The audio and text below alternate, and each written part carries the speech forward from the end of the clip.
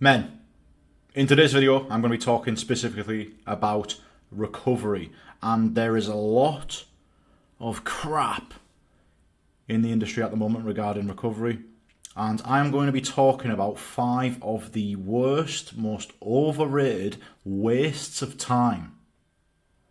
Don't do them, and if you do them after watching this video, then you will know fully that it's actually not making that much of a difference in the speed in which you recover from your intense training sessions.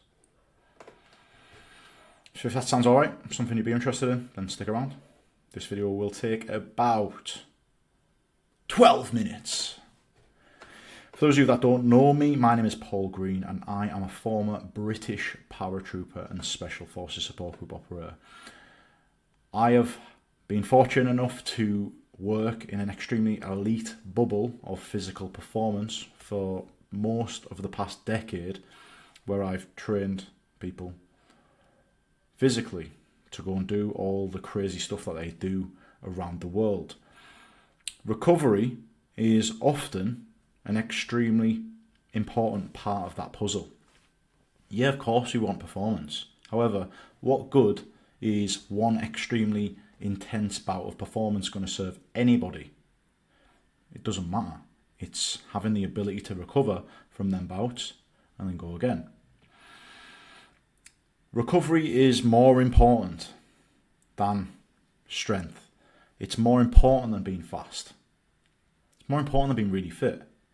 If you're a heap, an absolute mess in the corner for 2.5 days because you're aching so much off the one effort, it's not good enough, is it?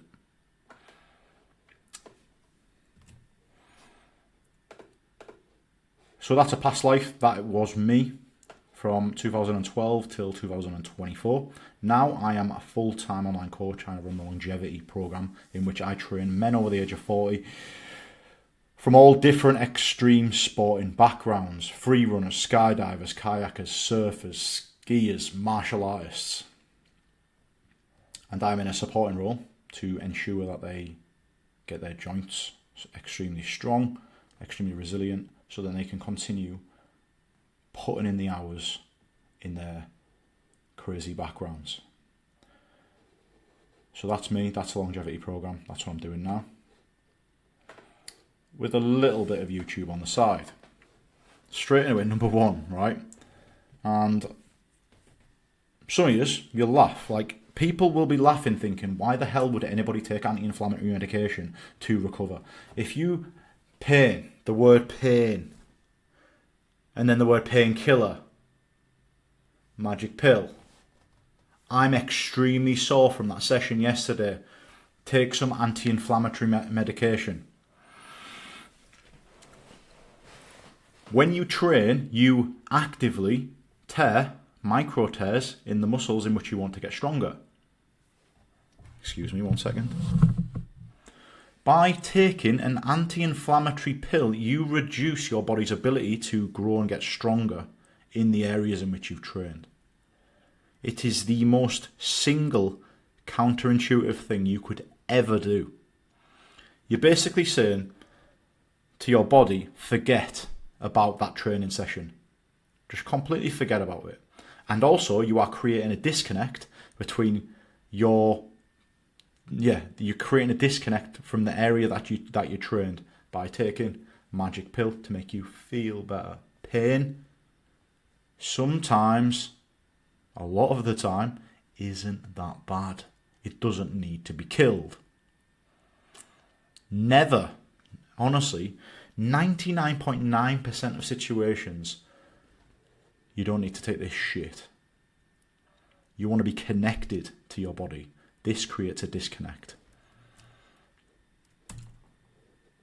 Let me just move out of the way 1 second.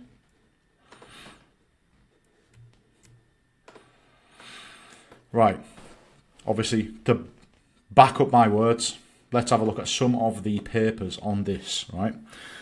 Effects of non-steroidal anti-inflammatory drugs on recovery, exercise-induced muscle injury, right? This is a crazy study, by the way.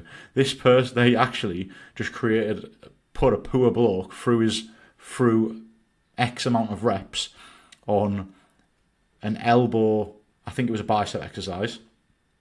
Just kept doing bicep curls until he got a muscular injury. Anyway, they gave him some anti-inflammatories to see what would happen. They done it both arms to figure out what happened. Anyway, conclusions. Ibuprofen provides no detectable therapeutic benefits over a 2-week period following an injury. So, if it doesn't work when you are injured, is it going to work just for general day-to-day soreness? We'll talk about the solutions towards the end of this video. Next one, right? Massages or massage guns. Very nice, very easy just to sit there and just be massaged because it feels nice. Because certain areas of your body are sore. I'm going to highlight a story here about massage guns. So I bought a fancy massage gun about 5 years ago. And there was like 2 prongs that came with it. And I thought, yeah, cool, that clearly is used for your spine. And I'm massaging my spine, enjoying myself, like massaging my back. I've ended up managing to get like some weird nerve impingement.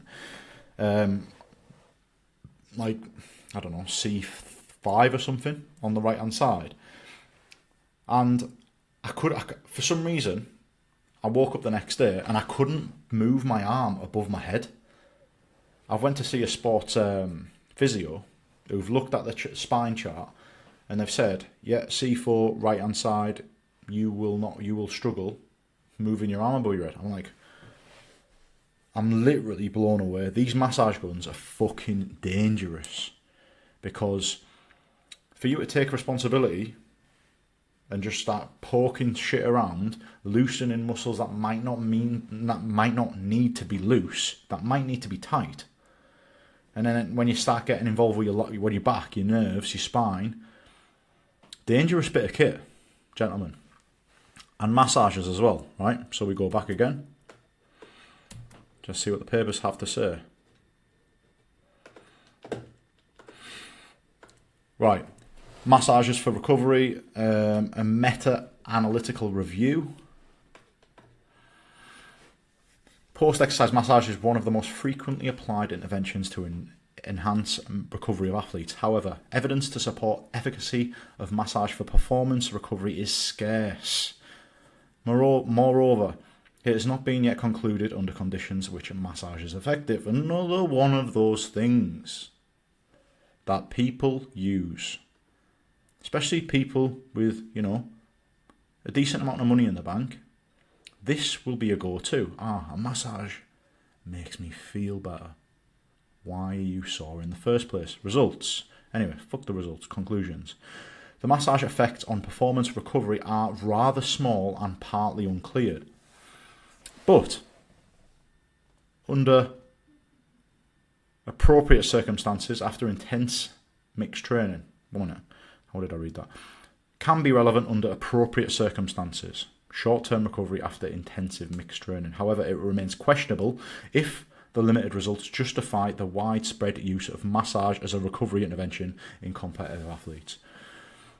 Bollocks, shite, waste of your time, waste of your money, might improve your feelings if there's a happy ending at the end of it. Next one, yoga and stretching. I spelled stretching wrong there, oops.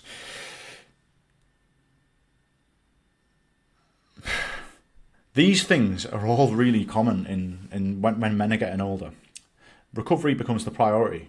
Performance, I don't know why, but people start to just lean in one direction, and the direction of priority, especially with the men I've worked with, it's about recovery. Recovery is the priority. So these things that I'm talking about here become really, really desirable and they become really prioritized. Especially, and they're absolute bollocks, right? Let's have a look at this one. Yoga and stretching. Purpose of the study was to determine the effects of yoga and a simple bout of yoga on the intensity of delayed onset muscle soreness. Blah, blah, blah, blah, blah, blah, blah, blah. However, no differences were found in the yoga and in the control group. Control group didn't do yoga. No differences in delayed onset muscle soreness. Shit. And if you think I'm being biased, there is no studies, there's nothing substantial on any of these things. And I know everybody will tell you, all these instructors, masseuses, these massage gun salesmen will tell you, these things are unbelievable for improving your recovery. Trust me, there is underlying issues here that you are trying to cover up with this shit. Next one, ice baths. Become very popular over the past decade. Right? This is one of the worst things you can do.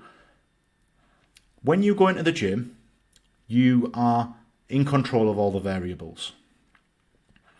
You are very safely and very strategically damaging the muscle fibers, damaging the ligaments, damaging the tendons, very, very safely to create inflammation. That inflammation creates soreness, not pain. That inflammation creates soreness. An ice bath will reduce that inflammation.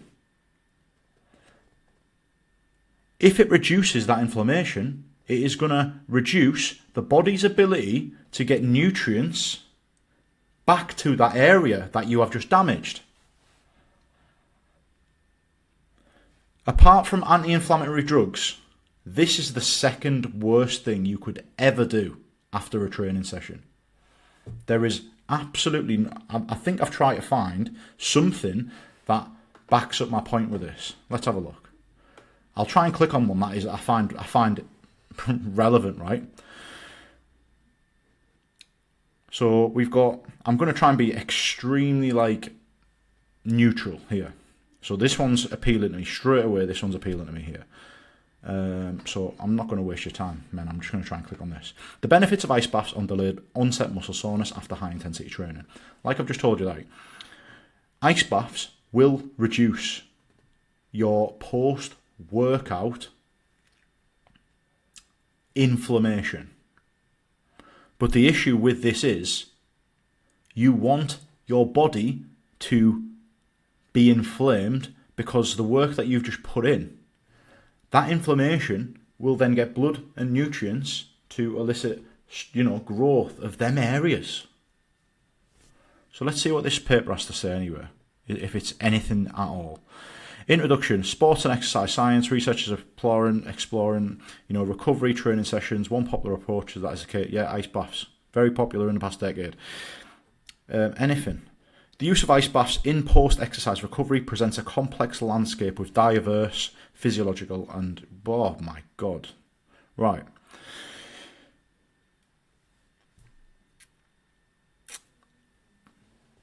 While practical guidelines exist for the application of ice baths in high-intensity training, debates persist regarding their efficacy on DOMs compared to active recovery.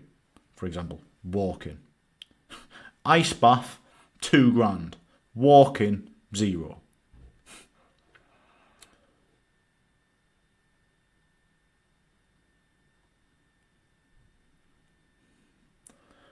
Right, I'm not going to get into it. You know what, right? I'll give it one more try. Cold water, just, if anything says that it will reduce your muscle soreness. And I genuinely believe, based off what I've said about anti-inflammatory, the anti-inflammatory benefit of this, I can't really say benefit, but the anti-inflammatory response that this has on the body will probably reduce a little bit of soreness. However, like I said earlier on, this will not serve you well for the reasons I've just said. Right? Next one, saunas. I've really tried. Literally, before I got this up, right, I've tried so hard to find something regarding sauna.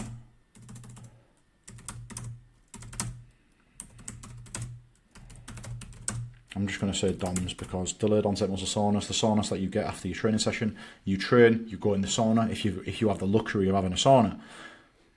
Right, now look at this, right? Prophylactic effects of sauna on delayed onset muscle soreness, wrist extensors. Come on, what the fuck is that shit? Just tell me just tell me whether the sauna actually improves the soreness or your body's ability to recover quicker. Nothing. Heat and cold therapy, so it mixes the two of them. Effects of infrared sauna after.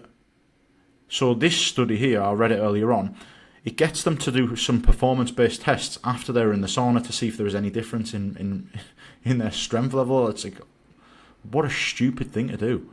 Ice baths, I'm asking for saunas, it's talking about ice baths. Anyway, the point I'm making is there's fuck all on saunas as well. There's nothing substantial. Men, honestly, it's a waste of time. Now, you could argue, 1, 2, 3, 4, these, get rid of that one. This, and this will benefit your mental health, psychological health. It will help with your well-being. And I can accept that. But when you're saying that these improve your body's ability to recover, then I have a problem because I've just tried so hard to agree with you. And these methods to accelerate the speed in which you recover are absolute bollocks. Facts don't care about your feelings, gentlemen. Please address the issues at hand. So, let's look at this through a different lens. I'm gonna back out of this just so you can. The actual reason you are hanging out in the first place is not because of your lack of a sauna, your lack of a cold shower, your lack of stretching, your lack of a massage. The reason is because you are not physically prepared to conduct that intense training that you've just done. So what I always tell people to do, I'm like, well, where you're aching the most. Where you're aching the most, that is where the biggest weaknesses lie in your chain. Address them areas. Get them areas strong. If you're strong, you have a greater ability to cope with the demands in which previously used to catch you out. If you are weak, them activities cause your body just to go into absolute meltdown. So, my little nuggets of advice, and they're not exciting, they're not shiny, they don't cost 200 quid a month. Get the areas strong which are aching the most after your intense training. Sleep an extra hour or two. Eat carbohydrate and protein with most meals. And drink more water.